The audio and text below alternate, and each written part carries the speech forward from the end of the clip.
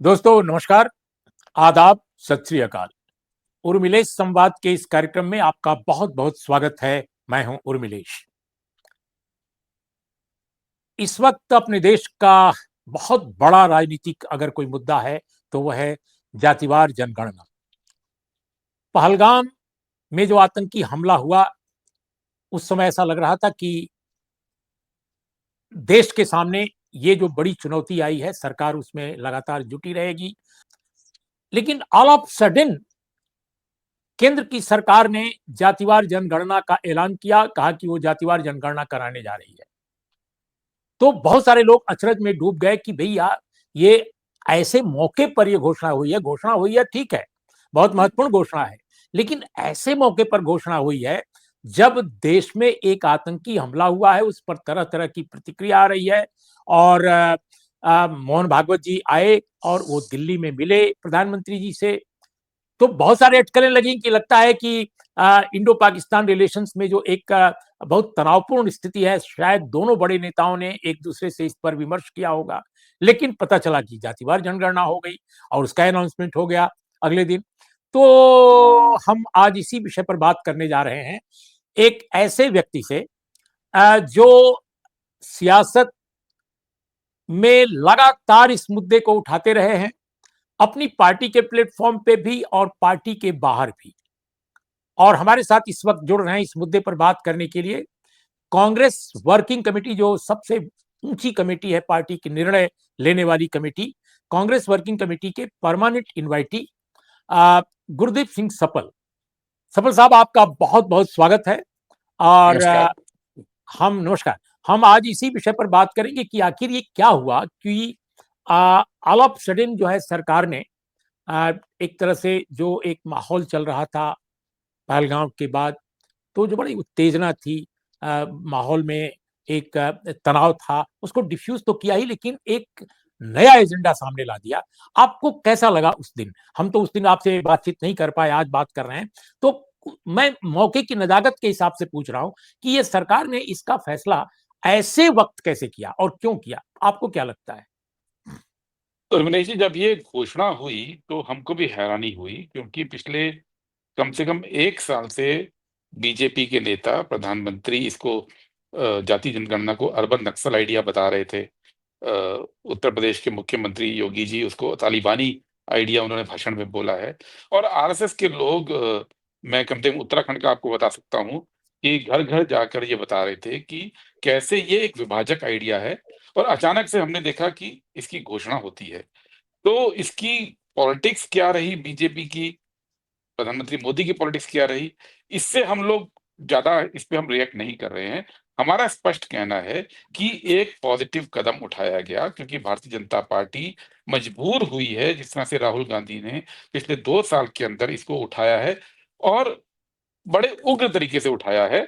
और जनता के अंदर जो विशाल ओबीसी समुदाय हैं, उसके अंदर जो इसका रिस्पॉन्स मिल रहा था, उससे मुझे लगता है घबरा कर इस फैसले के ऊपर बीजेपी गई है। बहरहाल फैसला किसी भी वजह से लिया गया हो, हमारा अब ये केवल उद्देश्य है कि जातिगत जनगणना जो है, वो केवल केवल जाति के लोगों की गिनती भर ना हो। क्योंकि अगर आप लोगों को गिन भी लेंगे उर्मिलेश जी, किस जाति में कितने हैं, तो उससे क्या होने वाला है? कांग्रेस पार्टी का सिर्फ ये ज़ोर है, और प्रधानमंत्री जी को बार-बार राहुल गांधी जी ये कह रहे हैं कि जो होना चाहिए वो ये होना चाहिए कि अलग-अलग जातियों का समाज में हिस्सेदारी क्या है, सत्ता के केंद्रों में हिस्सेदारी क्या है, ज़मीनों में हिस्सेदारी क्या है, वो एक बार सामने आएगा तो इसको प्लानिंग में इस्तेमाल किया जाएगा। क्यों किया, कब किया, अब छोड़ो, ये तो बातें हैं। गाना है पुराना कि ये क्या हुआ, कब हुआ, कैसे हुआ, तब जाने दीजिए। क्या होना है उस पे फोकस करें। या लेकिन आपको क्या लगता है कि सरकार ने जो इसका ऐलान किया है, क्या वो वाक़ई इस ऐलान को लेकर सीरियस है? क्या इसके जो आंकड़े आएँगे, उन आंकड़ों की रोशनी में जो वाक़ई जनगणना का असल काम है, वो हो पाएगा जैसा आप अभी चर्चा कर रहे हैं? या वो केवल बिहार में जो चुनाव होने वाले हैं अक्टूबर-नवंबर में, उसकी अपनी स्ट्रेटजी को लेकर सीरियस है सरकार? केवल केवल ये सीरियसनेस सरकार, आई मीन, जनगणना को लेकर है या चुनाव को लेकर है? पिछले 2 दिनों में, 3 दिनों में खास तौर पर जो अब फीडबैक आ रहा है, वो भारतीय जनता पार्टी से काफ़ी कन्फ्यूज़िंग फीडबैक है। ज़मीन पर उनके नेता अलग-अलग बातें करने लगे हैं। आपने भी सुना है कुछ बातें यूँ चल रही हैं कि जनगणना तो कर लीजिए, पर इसको आप खुफ़िया रखिए, इसको अनाउंस मत कीजिए। ये बात बीजेपी से क्यों आ रही है? कई जगह पे आज मुझे बताया गया कि एक ये भी चल रहा है, एक बड़े पैमाने पे आरएसएस ने महाराष्ट्र में पैम्फलेट कुछ बाँटे हैं कि जो ब्राह्मण हैं, वो अपनी जाति ना लिखवाएँ। वो जैसे अगर कोई उपाध्याय है, कोई मिश्रा है, वो नहीं, वो लिखे ब्राह्मण, कि पंकज मिश्रा नहीं, पंकज ब्राह्मण, पंकज उपाध्याय नहीं, पंकज ब्राह्मण। तो ये जो छटपटाहट है, ये आरएसएस की अब धीरे-धीरे दिखने में आ रही है और इस छटपटाहट के चलते थोड़ा शक पैदा हो रहा है कि ये जनगणना अनाउंस तो कर दी है, लेकिन क्या ये उस रूप में होगी जिस रूप में ओबीसी समुदाय माँग रहा है। आप देखिए कि खुद हम लोगों ने, कांग्रेस पार्टी ने जो कास्ट सर्वे किया, 2011 में किया था, फिर कर्नाटका में किया, बिहार में जब गवर्नमेंट थी नीतीश जी की, तेजस्वी जी के साथ में हम, तो तब किया और तेलंगाना किया। और हमारा खुद का अनुभव है कि हर बार बेहतर-बेहतर तरीका इसलिए अपनाते गए कि जनगणना से जो निकालना है, वो ज़रूरी है। तेलंगाना के अंदर जो निकल कर आया है, वो पूरा एक एक्स-रे पूरे समाज का निकल के आया कि किसकी कहाँ भागीदारी है, कौन-सी कम्युनिटी कहाँ रह रही है, कौन-सी कम्युनिटी क्या जॉब कर रही है, किस कम्युनिटी को कहाँ बैंकिंग एक्सेस मिल रहा है, कितना बैंक लोन मिल रहा है, एजुकेशन में उनकी क्या हिस्सेदारी है। तो ये चीज़ हम चाहते हैं कि केंद्रीय जनगणना के अंदर भी ये चीज़ सामने आए। इसको लेकर बीजेपी और भारत सरकार दोनों कोई स्पष्ट बात अभी नहीं कर रहे हैं। केवल उन्होंने ये कहा कि हम गिनती करेंगे। गिनती करने के अलावा कोई आधिकारिक बयान अभी तक किसी रूप में नहीं आया, जो कि चिंता की बात है। हम जनगणना के बाद क्या होगा, या जनगणना अगर की जा रही है तो किन-किन उसके लिए क्या-क्या प्रकोष्ठ बनाए जाएँ, क्या-क्या सवाल पूछे जाएँ, उस पर हम बाद में आएँगे। उस पर हम ज़रूर उसके ऑपरेटिव पार्ट पर बात करेंगे। लेकिन अभी इसके पॉलिटिकल एस्पेक्ट पर बात करते हैं। कांग्रेस पार्टी के नेता आम तौर पे कह रहे हैं कि ये तो कांग्रेस पार्टी का एजेंडा है, राहुल गांधी का खास तौर पे, जिसको कि मोदी जी ने मजबूरी में स्वीकार किया है। एक कांग्रेस के ये कहना है।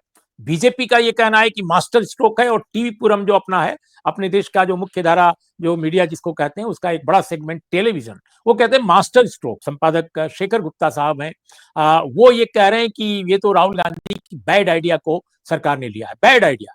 तो ये आप दोनों को कैसे देखते हैं? देखिए, भारतीय जनता पार्टी कभी भी जातिगत जनगणना से सहमत नहीं थी। मजबूरी में वो अलग-अलग समय जब दबाव पड़ता था, खास तौर पर विपक्ष में रहते हुए, तो वो इसकी बात कर देते थे। लेकिन ग्रास रूट के अंदर आप उर्मिलेश जी एक बात समझिए, पूरे देश के अंदर जो अगड़ी जातियाँ हैं, अपर जनरल कास्ट है, उनको एक अलिखित सा आश्वासन आरएसएस का रहा कि जिस दिन आरएसएस का संपूर्ण प्रभुत्व हो जाएगा, उस दिन इस देश से आरक्षण चला जाएगा। ये बात कोई दबी-छुपी बात नहीं है, ये पूरे देश के अंदर ये बात आप किसी भी upper caste supporter Bharatiya Janata party का है, उससे बात कीजिए तो ये बात वो लोग कहते हैं। तो ये बात तय है कि जातिगत जनगणना बीजेपी के कोर एजेंडा का हिस्सा कभी नहीं थी। इसलिए जब प्रधानमंत्री बोलते थे राहुल गांधी जी के जवाब में, तो इसको अर्बन नक्सल आइडिया बोलते थे। ये सिर्फ शेखर गुप्ता ने बैड आइडिया नहीं बोला है, ये खुद प्रधानमंत्री मोदी बोलते थे। अगर अगर वो अर्बन नक्सल बोल रहे हैं या तालिबानी आइडिया बोला जा रहा है, तो गुड आइडिया तो नहीं बोल रहे थे उसको, बैड आइडिया बोल रहे थे।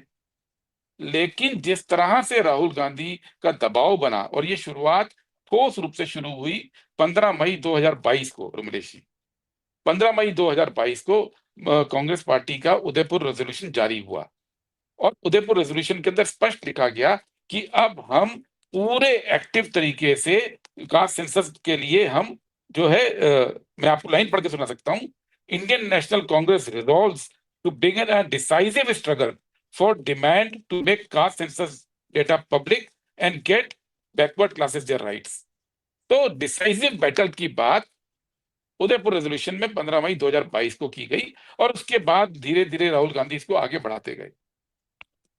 बीजेपी में छटपटाहट है, वो इस धारा को कुंद करने के लिए, कई बार क्या होता है मुझे लगता है कि कोई आइडिया जिसका वक्त आ जाता है उसको आप रोक नहीं सकते हैं, ठीक है, तो आप उसको इस तरह से अडॉप्ट करते हैं कि आइडिया अपने पूर्ण रूप में इंप्लीमेंट ना हो सके। बीजेपी की जो रणनीति लग रही है, वो ये लग रही है कि ये एक आइडिया है जिसको अब रोका नहीं जा सकता है। इसलिए इसको आप अपनाइए और आधे अधूरे रूप में इसको लागू करके इसकी जो है पूरा धार को खत्म कर दीजिए। Take the steam out of it. तो भारतीय जनता पार्टी ने कहीं पे यही एक स्ट्रेटजी अपनाई है कि इससे आप जब धार खत्म कर देते हैं किसी इश्यू की, तो वो इश्यू भोथरा हो जाता है, वो इश्यू अपने अंतिम परिणति पर नहीं पहुंचता है। तो बीजेपी ये कुछ भी कहे, इसका पूरा का पूरा डिमांड जातिगत जनगणना कोई नई डिमांड तो थी नहीं। लोहिया जी तो 1950 में करते थे, 60 में इसकी बात करते थे। समाजवादी पार्टी लगातार इसकी बात करती आई हैं, समाजवादी पार्टी उत्तर प्रदेश की हो या राष्ट्रीय जनता दल हो। लेकिन ये जो पार्टीज थी, जब ये विघटित हुई 90 के दशक में, समाजवादी आंदोलन विघटित हुआ, तो ये क्षेत्रीय पार्टियां बन के रह गई प्रमलेश जी। तो इनकी बात को जातिगत आईने के अलावा कभी नहीं देखा गया, तो ये कभी वो प्रेशर नहीं बना पाए। पर जब राहुल गांधी इसको बोलने लगे और जब कांग्रेस पार्टी ने इसको उठाना शुरू किया, तो राष्ट्रीय पार्टी का एक अलग महत्व होता है नरेशन करने पे। तो राहुल गांधी के उठाने के बाद पूरे देश के ओबीसी समाज के अंदर ये बात जाने लगी और इससे घबरा कर अचानक से इसको अपनाया गया है। बहुत महत्वपूर्ण बात आप कह रहे हैं। तो एक सवाल कांग्रेस पर भी कि फिर हम सरकार और जो घोषणा है और इम्प्लीकेशन उसके क्या है उस पर आएंगे। आखिर राहुल गांधी को ये आइडिया 2022 में ही क्यों आया? क्योंकि देखिए जातिवार जनगणना 2008 से लेकर 9 के बीच में लगातार सरकार पर प्रेशर बनता रहा। मैं स्वयं गवाह इस बात का हूं क्योंकि मैं उन दिनों पार्लियामेंट कवर करता था और पार्लियामेंट के अंदर, पार्लियामेंट के बाहर कांग्रेस के नेताओं ने, मनमोहन सिंह सरकार के कैबिनेट मंत्रियों ने ये वादा किया था अपने ही कॉन्स्टिट्यूएंट्स को, बहुत सारे और बाहर के भी कई दलों को, कि हम जातिवार जनगणना 2011 में कराएंगे। लेकिन नहीं हो पाई, जनगणना नहीं शामिल की गई, जातिवार जनगणना।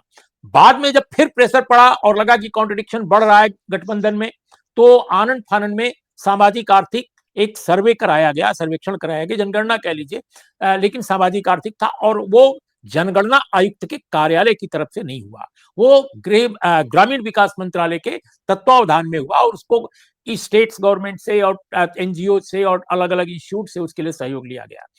लेकिन जो फॉर्मेट बनाया गया वो इतना फाल्टी था कि वो वाकई जनगणना जो थी, सामाजिक आर्थिक जातिवार जनगणना, वो इतना सारा पैसा खर्च करने के बावजूद वो कारगर नहीं साबित हुई, जिसकी वजह से आज तक वो आंकड़े पब्लिक नहीं हो पाए। न तो यूपीए ने किया, न तो एनडीए ने किया। अब मेरा ये सवाल है कि राहुल गांधी उस समय राजनीति में सक्रिय थे,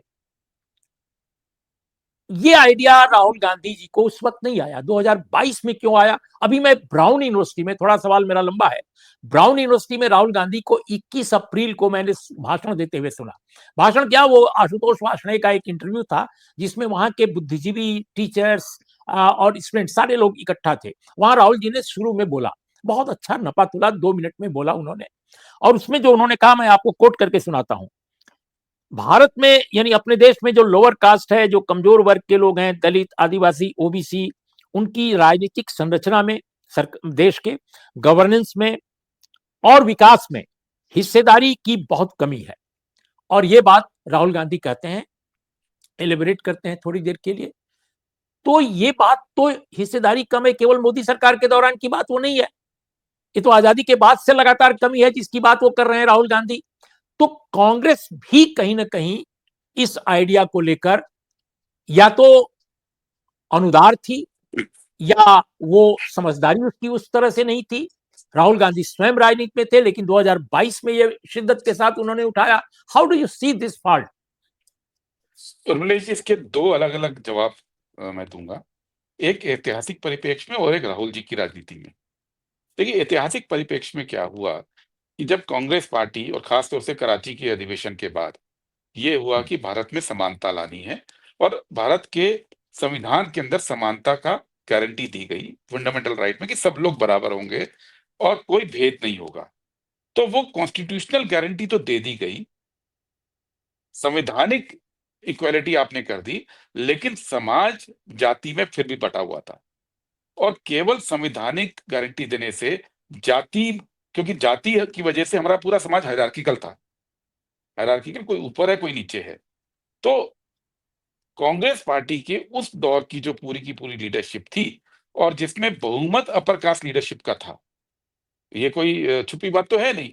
तो उनका जो नियत थी वो समानता लाने की थी, लेकिन चूंकि खुद हायरार्किकल सोसाइटी का हिस्सा थे, वो सामाजिक एक रियलिटी थी, तो ये सोचा गया कि हम सरकारी प्रोग्राम देकर, एससी एसटी को रिजर्वेशन देकर, पब्लिक सेक्टर यूनिट बनाकर और एजुकेशन देकर इस देश में जातिवाद को खत्म कर देंगे।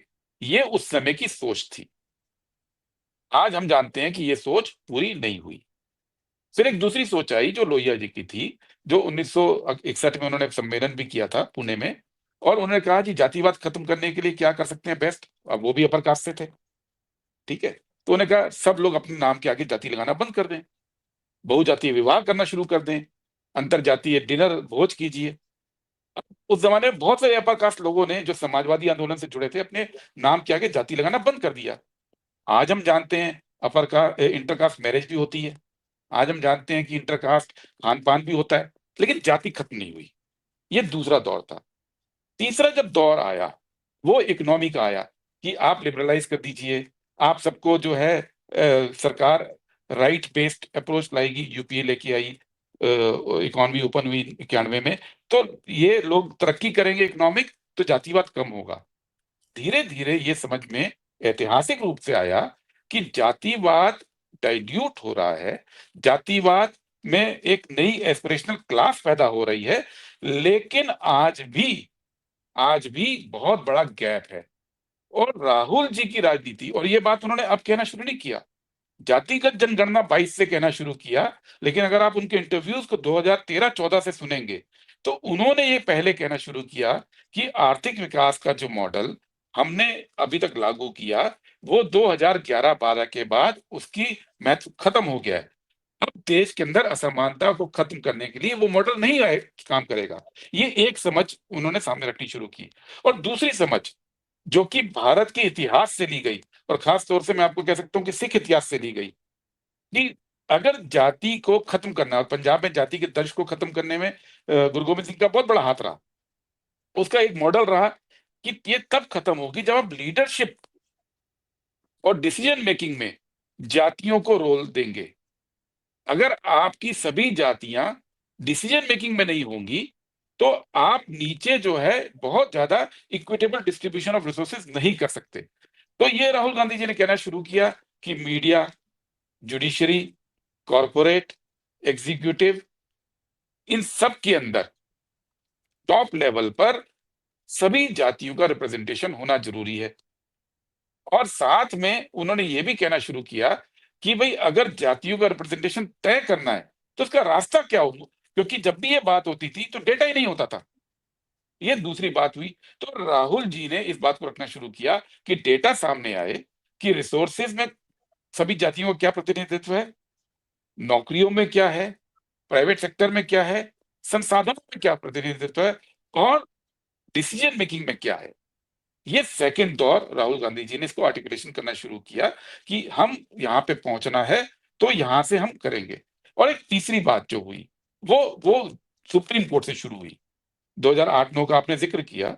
2010 में जब सुप्रीम कोर्ट का जजमेंट आया, नागराज जजमेंट, और उसके बाद ट्रिपल टेस्ट की बात हुई, तो सुप्रीम कोर्ट ने एक बात कही कि भाई अगर आपको रिजर्वेशन लोकल बॉडीज में रखना है तो आपको इंपिरिकल डेटा चाहिए, बैकवर्डनेस का डेटा, कि कौन कितना पिछड़ा है, उसकी कितनी भागीदारी है।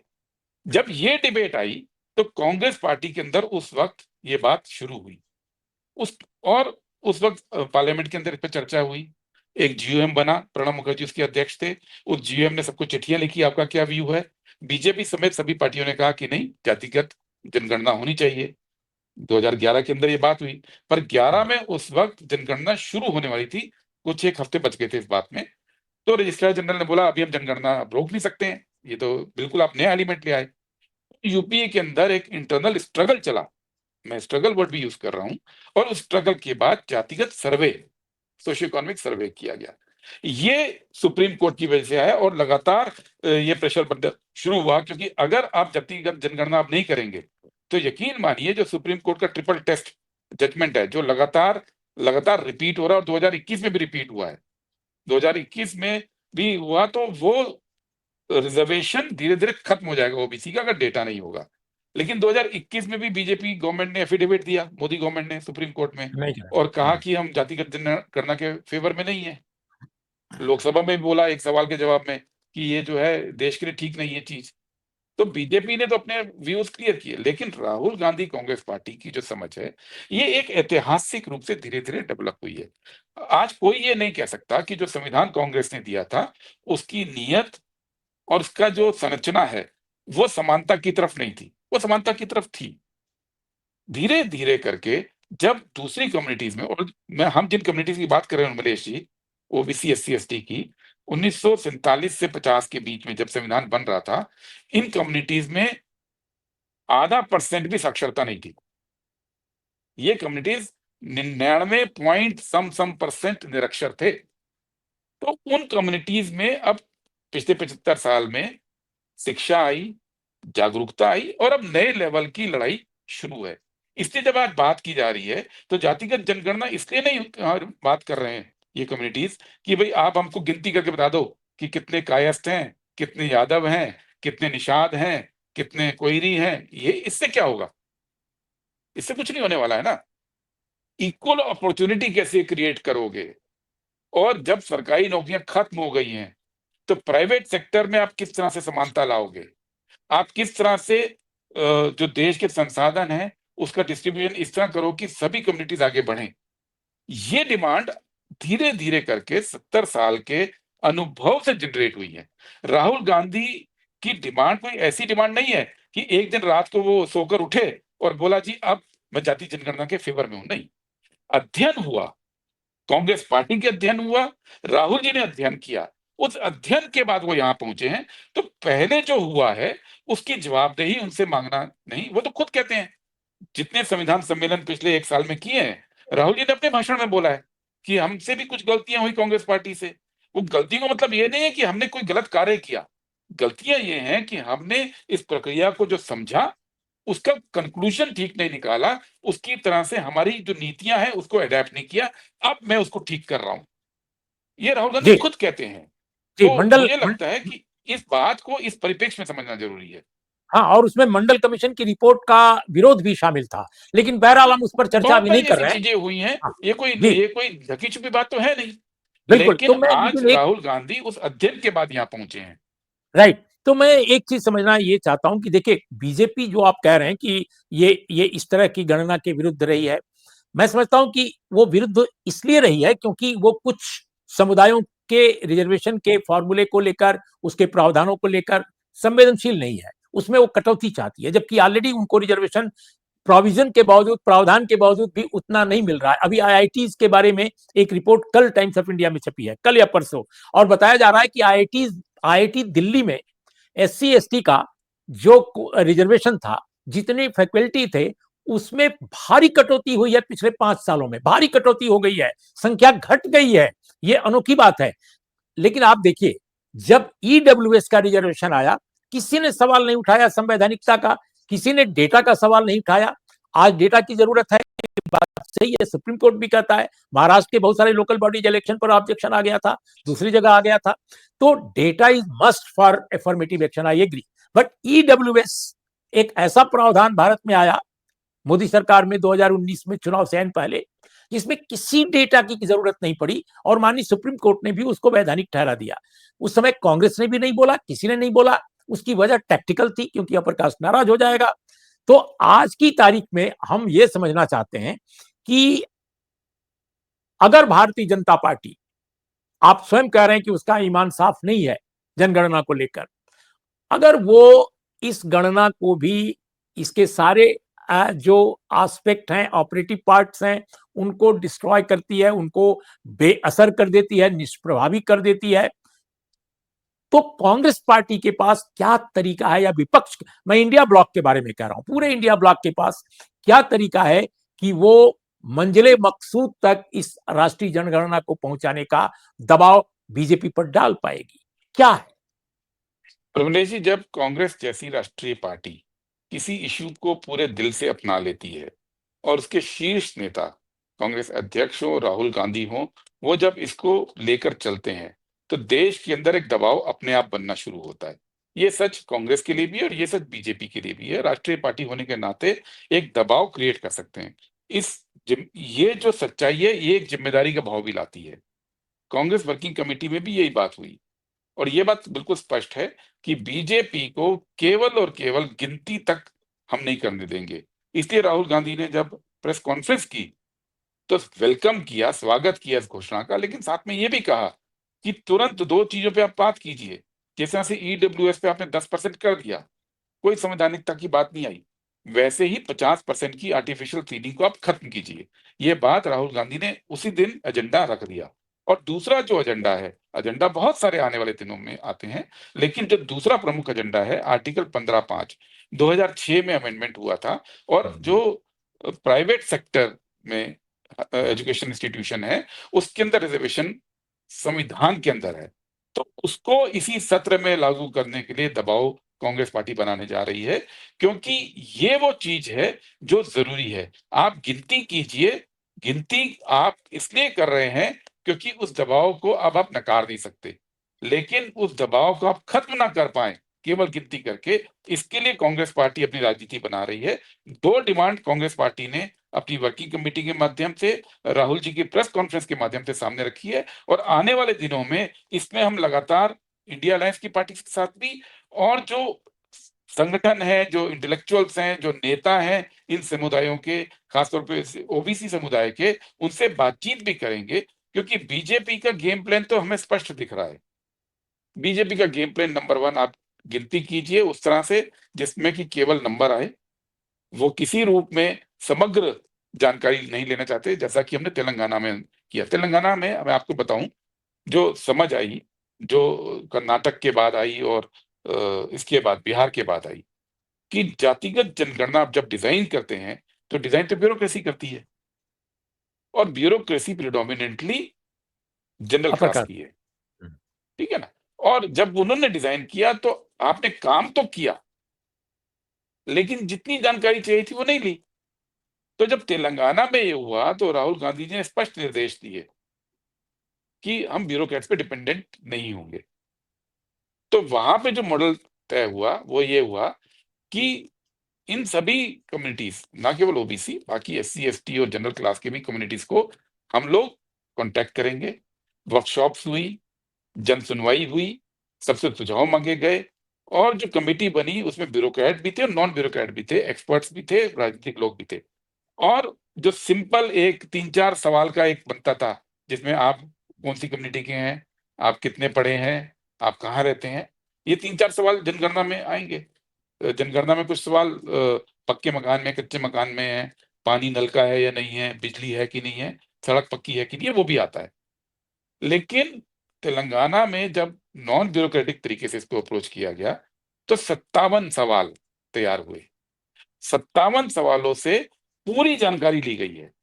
इसी वजह से जो आज राहुल गांधी जी भाषण में बोले अभी, कि वहां पे जो कॉरपोरेट है वो 90% से ऊपर अपर कास्ट है और गिग वर्कर, एग्जैक्ट। जो ये जोमेटो और स्विगी और सबके, अमेजन के डिलीवरी बॉय हैं, वो 90% से ऊपर ओबीसी एससी एसटी है। ये जानकारी उस सर्वे से आई है। तो वो डिजाइन जो हुआ था, अब कांग्रेस पार्टी, हम लोग सरकार को ये दबाव डाल रहे हैं कि आप जो जनगणना करें उसमें इस तरह की जानकारी लें। ये जानकारी देश की निधि है, ये राष्ट्रीय निधि है, ये कोई तेलंगाना सरकार की या कांग्रेस की नहीं है। और बीजेपी पे लगातार ये प्रेशर बनाया जाएगा कि आप ये तमाम जानकारी लीजिए ताकि पूरे देश के अंदर सही तस्वीर नजर आ सके। मैं आपको एक लाइन और बोल देता हूं, जो सच्चाई है देश की वो बहुत बड़ी इस समय अनप्लेजेंट सच्चाई है। जैसे जिन जिन मल्टी स्टोरी अपार्टमेंट में आप और हम रहते हैं, एनसीआर के एरिया में या किसी भी शहर में चले जाइए, 90% लोग एससी एसटी ओबीसी माइनॉरिटी हैं देश के अंदर, लेकिन आपको इन मल्टी स्टोरी अपार्टमेंट में 80 से 90% केवल अपर क्लास के लोग दिखते हैं। जो यानी कि प्राइवेट सेक्टर से भी जो लोग तरक्की किए, जो मल्टी स्टोरी अपार्टमेंट में रहते हैं, वो इन्हीं कम्युनिटीज के, आपको अपनी कॉलोनी में ओबीसी एससी एसटी के दो चार ही लोग मिलेंगे। ये किसी भी कॉलोनी की सच्चाई है। अब ये सच्चाई को तो देश को ठीक करना पड़ेगा ना। क्योंकि बाकी जो 90% लोग हैं वो कहाँ रह रहे हैं फिर, अगर वो इन अपार्टमेंट में नहीं रह रहे हैं तो निश्चित रूप से वो कहीं झुग्गी झोपड़ी में रह रहे हैं, कहीं मरीन बस्ती में रह रहे हैं। तो अब ये सच्चाई को तो ठीक करना पड़ेगा देश के अंदर। भारत जैसे मुल्क में अगर 100 सवा 100 करोड़ लोग अगर इस आर्थिक तरक्की का पूरा हिस्सा नहीं बन रहे हैं, और लोग ये बहुत कहते हैं कि देखिए सब तरफ आईपीएल में भीड़ ही भीड़ है, देखिए सब तरफ मार्केट भरे हैं। अरे इतना बड़ा मुल्क है, 140 करोड़ की जनता है, तो 20 करोड़ भी अगर आपके समृद्ध हैं, 25 करोड़ भी समृद्ध हैं, बड़ी दुनिया के 90-95% मुल्कों से ज्यादा हो जाते हैं वो। लेकिन जो अदृश्य दिख रहे हैं 100 करोड़, उनका क्या होगा? जी। जातिगत जनगणना उससे जुड़ा है। देखिए, मैंने कर्नाटक के जातिवार सर्वेक्षण का रिपोर्ट तो नहीं पढ़ा, क्योंकि आई नहीं, पब्लिक नहीं हुई। उसके कुछ आंकड़े जरूर पब्लिक किए गए थे, लेकिन मैंने बिहार का जो जातिवार सर्वेक्षण है उसको लाइन बाय लाइन पढ़ा। और तेलंगाना का जो सर्वे आया है उसको भी मैंने, सारा तो नहीं, लेकिन जो मीडिया के जरिए, अपने दोस्तों के जरिए जो डेटा कुछ मिले, कुछ रिपोर्ट्स का हिस्सा मिला, वो मैं पढ़ गया। अब एक बड़ा प्रश्न उठता है कि अगर डेटा बताता है कि ओबीसी का रिजर्वेशन इतना होना चाहिए, एससी एसटी का इतना बढ़ना चाहिए, तो उसमें सुप्रीम कोर्ट का जो फैसला है, वो फैसला, इंदिरासानी फैसला, वो उसमें एक बाधा बनता है कि भाई 50% से ऊपर आप नहीं जा सकते, 49.5% ही रहना चाहिए। 10% जब आया ईडब्ल्यूएस का, तो ये पैमाना लागू नहीं हुआ। माननीय सुप्रीम कोर्ट बता सकता है क्यों नहीं लागू हुआ। लेकिन मेरा आपसे एक विनम्र सवाल ये है, और बल्कि एक ये भी जिज्ञासा भी है कि तमिलनाडु का अगर 60% से एबव रिजर्वेशन है, तो सिर्फ इसलिए है कि वो 9th शेड्यूल में डाला गया है, और उसको 94 या 96 में डाला गया 94 में नरसिम्हा राव है, या गवर्नमेंट। यू आर राइट, 94 में। बिहार सरकार ने, जो कांग्रेस की थी, जेडीयू की थी और तेजस्वी यादव की थी, उन्होंने रिपोर्ट टेबल करते समय विधानसभा में उसी समय कहा था कि हम इसको 9th शेड्यूल में डालने की अपील करते हैं मोदी सरकार से, और इसके लिए ज्ञापन भी हम देंगे। तब तक सरकार बदल गई, बिहार का पूरा डेलीगेशन आया दिल्ली, उसमें विपक्ष और पक्ष दोनों था। सबने मांग की। आज तक 9th शेड्यूल में वो रिकमेंडेशन नहीं गया जिसमें 65% रिजर्वेशन एससी एसटी ओबीसी को दिया गया है, टोटल मिलाकर। मेरा यह कहना है कि क्या कांग्रेस पार्टी इस बारे में भी सोच रही है कि जहां जहां जातिवार जनगणना हो रही है और केंद्रीय स्तर पर जो जनगणना होने जा रही है, तो आप इसकी बात करें कि EW I mean 9th schedule में अगर नहीं डाला जाएगा तो वो टिकेगा नहीं। तो 9th शेड्यूल ये की बात नहीं आ रही है आपके साथ, आपके बीच से। नहीं नहीं, देखिए जो तेलंगाना में भी हमने 9th शेड्यूल की बात की है, जहाँ वहां पे भी रिजर्वेशन की सीलिंग को क्रॉस करने के लिए प्रस्ताव पारित हुआ है। 9th शेड्यूल का फॉर्मूला कांग्रेस की सरकार ही लाई थी, तब तमिलनाडु के लिए किया गया था।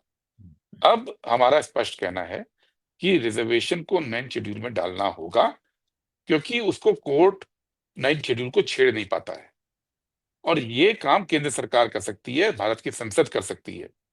इसलिए दबाव केंद्र सरकार पे बना रहे हैं कि आप इसको 9th शेड्यूल में लाइए, लेकिन बीजेपी की चूंकि मंशा नहीं है, इसलिए बीजेपी उसको नहीं करना चाहती है।